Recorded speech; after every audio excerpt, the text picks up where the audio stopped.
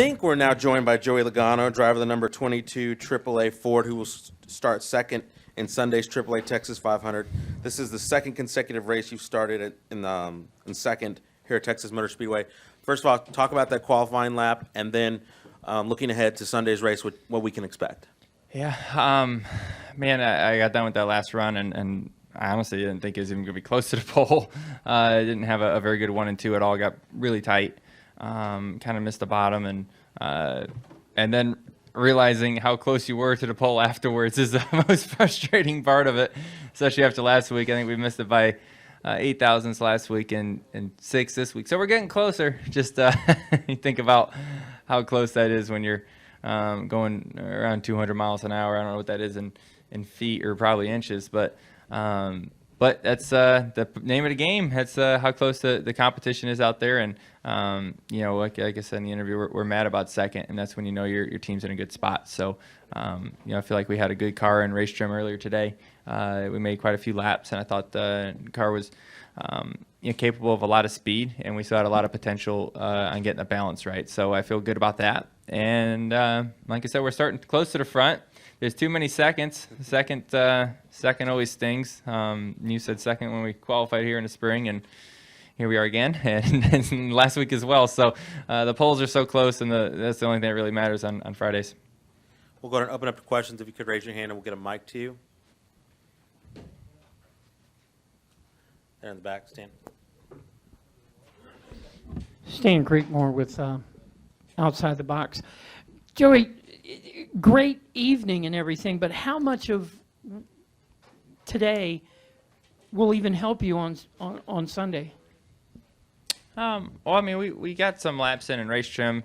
The track was really green when we were out there, so it's kind of funny to watch. Qualifying at night was actually slower than practice because we had all the Xfinity rubber up there since we practiced. So it's amazing how much this track changes. This is this track's a lot like Atlanta lately. It's a lot of fun how much you slow down in each qualifying run, how quick the tires fall off earlier in race trim.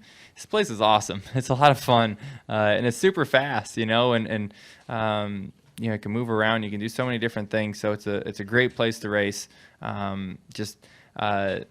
The track's always going to keep changing, even after our practice tomorrow. Obviously happy hour is probably going to be the closest thing we got with the amount of cars that are going to be on the track and revving up. But it's always constantly going to change, and we just got to be on top of that and be ready for what's going to happen in the race. Come down here to Lee. LeeSpencerMotorsport.com. So I take it you would not be an advocate to have this place repaved? Oh no, please no. This is never pave this place. It's great. I wouldn't be an advocate of that at all. It's really coming to a cool racetrack that has bumps, swells. It wears tires. It's fast. It's got some banking. It's unique. It's got a lot of character, and it puts on good races. I think it's fun to. I was rewatching them on the airplane, and it's kind of cool to see how much everyone was short pitting because the tires fall off so much, and how cars can, you fight for the bottom for a few laps, and they start moving around and making passes up top and all that. And it's just that's a sign of a good racetrack. Thanks. Come to front again, Daniel.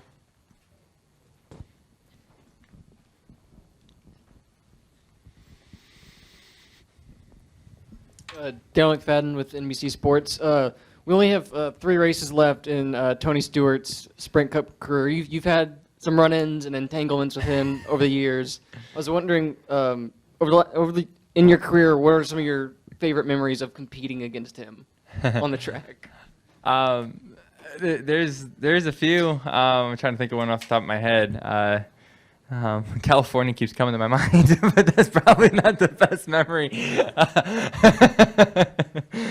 At least we can laugh about it now. It's Tony's he's a fierce competitor, and he's got a lot of passion, and you got to respect someone that has a lot of passion about what they do. And that's honestly probably, if you were to say there's one thing that makes Tony Stewart great, it's the passion that he has, that he brings to the game. And when you have someone that has a lot of passion, you're going to have a a lot of emotions that go with that a lot of times.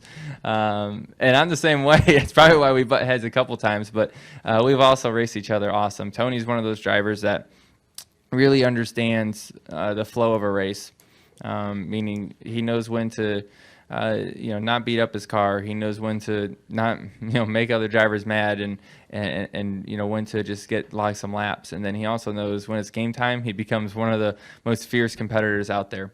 And I think that's kind of it's a cool trait that I've learned a lot from just following him and watching him, and because naturally I'm 100% every lap, and that may hurt me every now and again. So I've learned to realize when to go and when not to by just watching Tony a lot of times. So any specific races outside of California? I can't think of one outside of it, but we race each other a lot, so I'm sure I'll think of one tonight. I'll text you. Let's go to the front here, Holly. Holly Kane, NASCAR.com. Joe, this may be a dumb question, but what is it like for somebody like you to have to race against the Gibbs cars when they're kind of sticking together like they are? And I know that Brad and Jimmy obviously both had good results going up against them, but what about for you? What is that like, knowing that they're kind of all together in that thing? What is it like to have to race against that? After rewatching the races lately, I don't see them sticking together.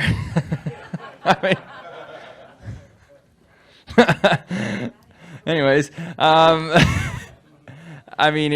it's obviously brings a lot of momentum to their team to have them all in the chase and still going along, but it also brings a lot of opportunity for controversy, because everyone wants to win. There's only one winner, when it comes down to it. So eventually you will see teams go from us to I. And, it'd be interesting to kind of see when that transition is for a lot of teams. It happens in the chase every year. I think it's, especially when you get to Homestead, that's your shot to win the championship. So, it'd be interesting to kind of see how that works out and how, how teams are. But, it doesn't really affect me in all honesty. Brad's fast and he's up there racing with me, whether he's still in the rounds or not. And Blaney as well. They're fast. All three of them made it to the last round tonight. So, as long as we're up there racing with you, you can all work together, which is good. So even though they're not in the next round of the chase, they're still out there racing and can work with us back and forth. Thanks. Go to the back, Wolfgang.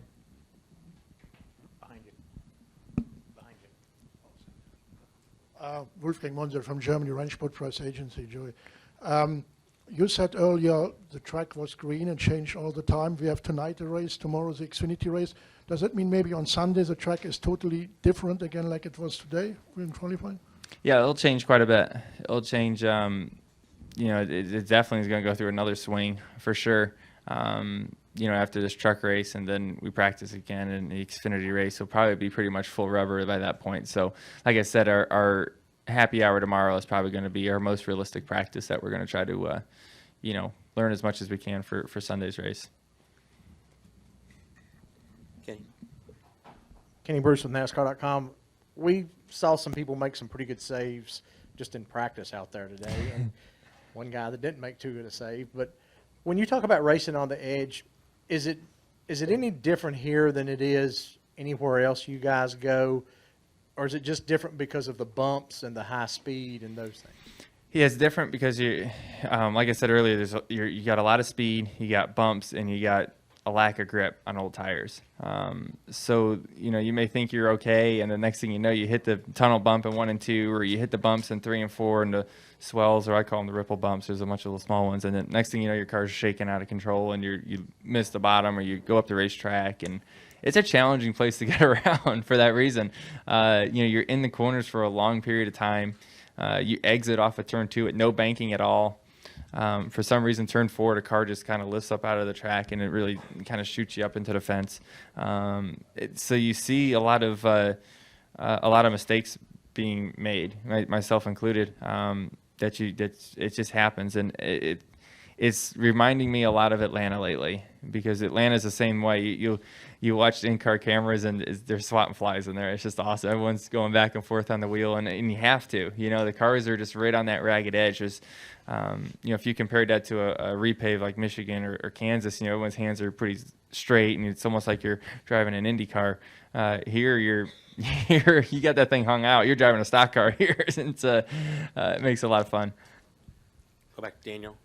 Kind of following up on that, when you're talking about bumps and stuff like that, some of that it comes about gradually over the years. How often do you come to a track for like a second time in a year, and there's just a slight deviation in the track that was not there the first time, and how often what do you do when that happens?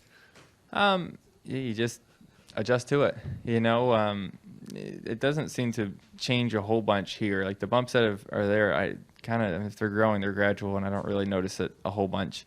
But I mean, you can go to places where there's rough winters, like Pocono or something like that. Every time you go there, there's like, oh, where'd that come from? A couple years ago, we had that jump in the tunnel over there. So, I think the winters have something to do with it. I don't know. I'm not a construction guy and understand how all this stuff works, but definitely the tracks up north seem to have bigger change than somewhere down here, probably. Any other questions? Not Joey. Thank you so much. Best of luck this weekend. Sweet. Thank you, guys.